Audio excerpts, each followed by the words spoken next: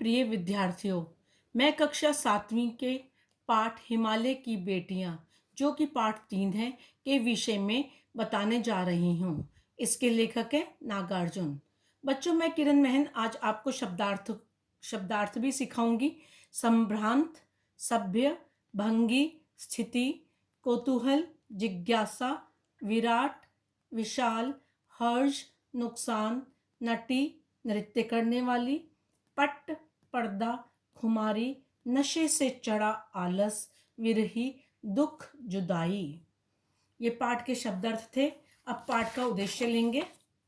इस पाठ के माध्यम से लेखक ने नदियों के महत्व को बताते हुए उन्हें लोक माता समान बताने का प्रयास किया है। इसके पश्चात आप प्रश्न करेंगे और अंत में आपको मैं संदेश सुनाऊंगी। हिमालय की बेटियां। लेखक ने अब तक गंगा, यमुना, सतलुज जैसी नदियों को मैदानी भागों में ही देखा था। अर्थात जैसे हम दिल्ली में यमुना को बहते हुए देखते हैं तो ये मैदानी भाग है, जो समतल होता है, बिल्कुल प्लेन एरिया होता है, उसे मैदानी भाग कहा है।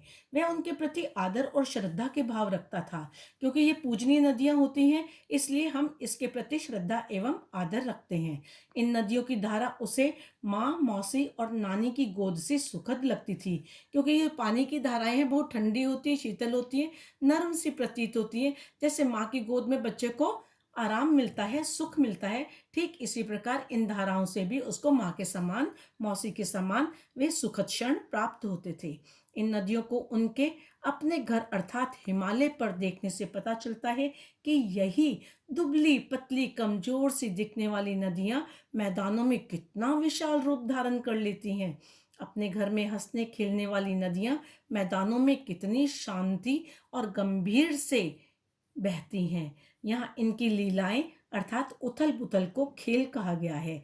देखकर मन में अनेक जिज्ञासा और आश्चर्यजनक प्रश्न उठते हैं।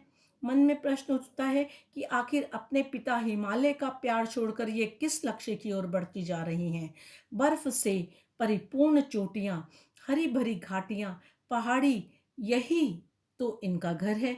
किंतु खेलते खेलते चीड़ और देवदार के जंगलों में चले जाने पर इनका पिता हिमालय चिंतित क्यों होता होगा।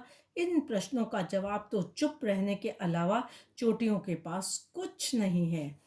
सिंधु, ब्रह्मपुत्र का नाम सुनते ही रावी, सतलुज, ब्यास, चिनाब, झेलम, काबुल, कपिशा, गंगा, यमुना, सरयू, कोसी, गंडक आदि हिमालय की अन्य बेटियां दिखने लगती हैं।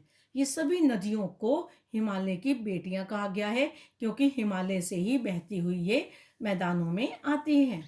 पिघले हिमालय की एक एक बूंद 2 महानदों के रूप में आगे बढ़ती है और समुद्र उनका हाथ थाम लेता है। अर्थात ये जो बड़ी बड़ी नदियां हैं हिमालय से पिघल कर आती हैं, समुद्रों में मिल जाती हैं। इनका बाल रूप पहाड़ों के वासियों के लिए भले आकर्षक ना हो, परंतु लेखक को तो बहुत ही अच्छा लगता है।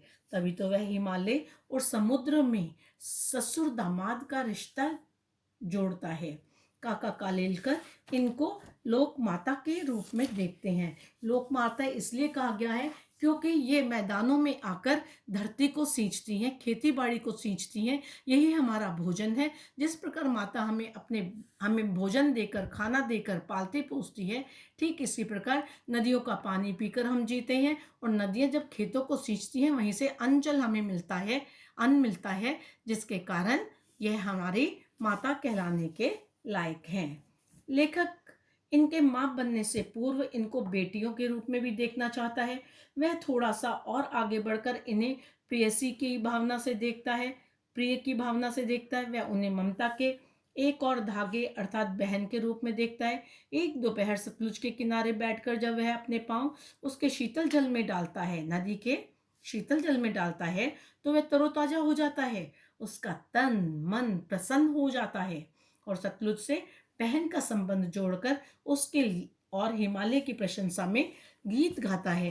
यह गीत की पंक्तियां आपकी पुस्तक में दी गई हैं। बहुत मधुर